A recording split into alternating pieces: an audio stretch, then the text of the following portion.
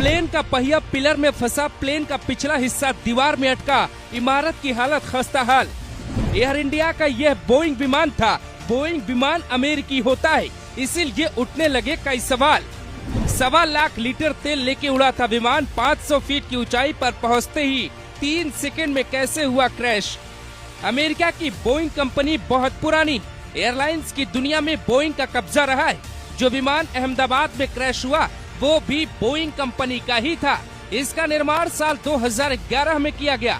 जो विमान क्रैश हुआ है उसके कुल 1189 मॉडल दुनिया भर में उड़ते।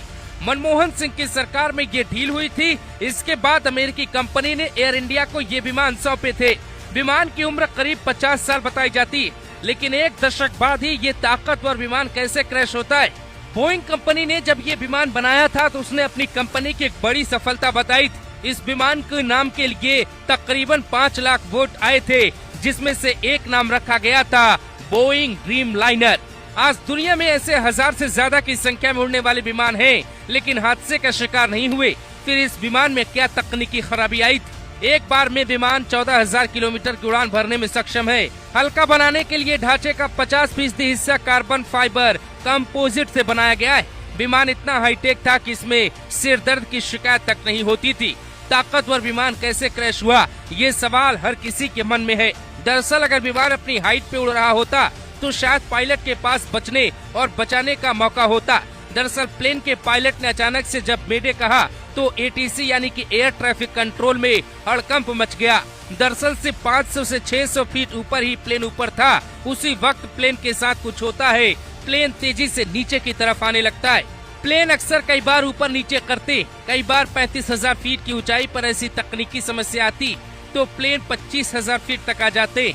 जैसे ही प्लेन नीचे आया क्रैश हो जाता है। सीधे शब्दों में समझिए तो प्लेन सही तरीके से टेक ऑफ नहीं कर पाया। टेक ऑफ नहीं करने की वजह क्या है? क्योंकि एयरपोर्ट के रनवे पे जब प्लेन टेक ऑफ के लिए उड़ता है उसकी स्पीड 350 किलोमीटर प्रति घंटे के आसपास होती है। प्लेन इतनी रफ्तार से रनवे से उड़ता है। इस दुर्घटना में पायलट को सिर्फ 1 मिनट का समय मिला होगा। एक बहुत बड़ी वजह सामने निकल के आ रही, जिसमें कहा जा रहा है कि सामान लोड करने के दौरान मिस कैलकुलेशन हो सकता है या फिर लैंडिंग गियर ठीक से बंद नहीं किया गया हो, क्योंकि प्लेन का पहिया उड़ान भरते ही बंद हो जाना चाहिए। लेकिन जब प्लेन क्रैश होता है तो साफ तौर पे देखा जा सकता है कि पहिया उसका नहीं बंद था। एक पहिया दीवार में फंस जाता है। लोगों की भीषण तस्वीरें आपके सामने नहीं आ सकती क्योंकि वो देखने लायक नहीं।